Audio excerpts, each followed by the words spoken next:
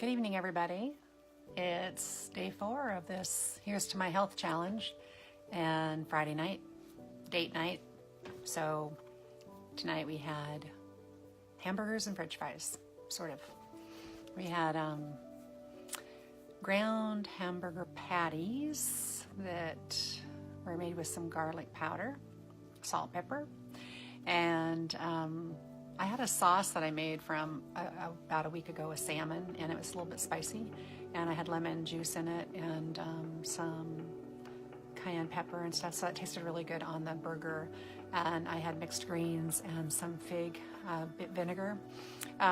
We go to this store that's local to an organic market, and they have one of those big kind of coves down below where all the wine is, and they also have olive oil and vinegars, and you can dispense your own olive oil and vinegar, which is great.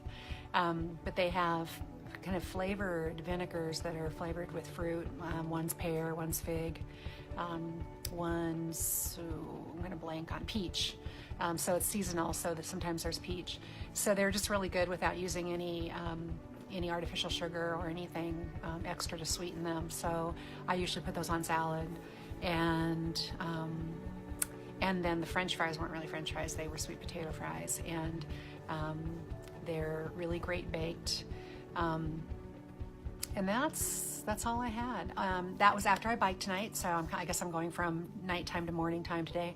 But I did get in 45 minutes of biking, and then it's my weightlifting day, so I lifted weights again today, and also got in 6,000 steps, so it was a pretty good day.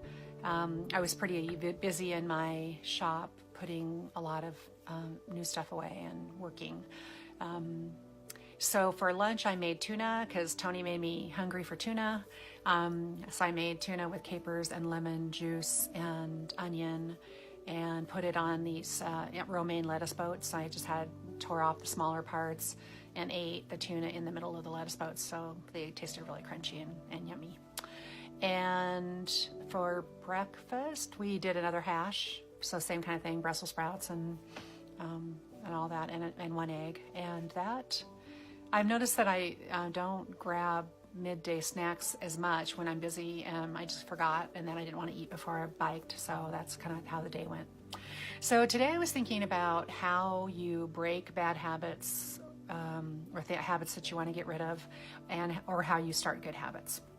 And it was interesting to me, there's a YouTube video on how important, and there's studies that show that social influence is a huge factor in whether or not you stick to your commitments and hold yourself accountable. So by sharing what you're doing with other people, there's a huge benefit to that. But also, let's just talk about breaking a bad habit as an example. I think I mentioned taking the TV out of a bedroom or in our living room, how we noticed we were watching a lot less TV. But that's one example. Another might be that if I'm trying really hard not to eat my favorite foods in the house, then it's pretty important not to have them in the house. So that's an example as well. So removing the sort of the reminders of the things that you have on your mind, especially early on when you're trying to make a change. Eventually your willpower will be strong enough that it won't bother you that somebody else is eating or drinking things that you really love. But at first, it really helps to have those out of sight, out of mind kind of behaviors. So if you're really trying to break a habit, removing that as a reminder around you, getting out of the surroundings where the habit is, where you're used to developing that habit, is a great idea. So if you're trying to develop a great habit or a good habit and develop it over about a 30-day period, an example would be wanting to start walking every day. So buying a Fitbit or getting something as a reminder that you need to get so many steps in a day is a great new kind of habit to develop, because it will help you to stay focused on it. I also remember reading something about a woman who just said, put on your shoes and just do it. So she would have her workout clothes right by her bed, by her chair, and her tennis shoes, and everything was ready to go. So when she woke up and had her coffee, she was ready to go. She put everything on right after she got out of bed. So that was a really great habit to develop, because then, she was ready to get out the door and ready to go. And you know how things happen. We've talked about time blocks. and making sure that you block time for specific things that you have to get done every day. But that's a great reminder to develop a habit to have things right where you need them. So for me, I moved my trainer and my road bike into my office, and it's facing the TV. So the only time I watch TV now is if I'm on my bike, which is great because I love to watch a movie.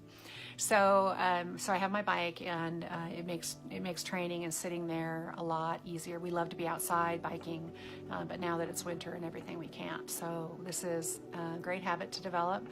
So put your gear, put your bike, put whatever it is that you really want to start doing every day right in front of you, so that you can't really avoid it. So that's the tip I am realizing is really helpful, that I'm looking at sort of those influences that keep you committed and the ones that sort of pull you away from your commitment. And they're pretty easy, just day by day, step by step. And that's it for Friday evening. Good day overall, and I hope everybody had a great Friday, and enjoy your weekend, and I will talk to you tomorrow.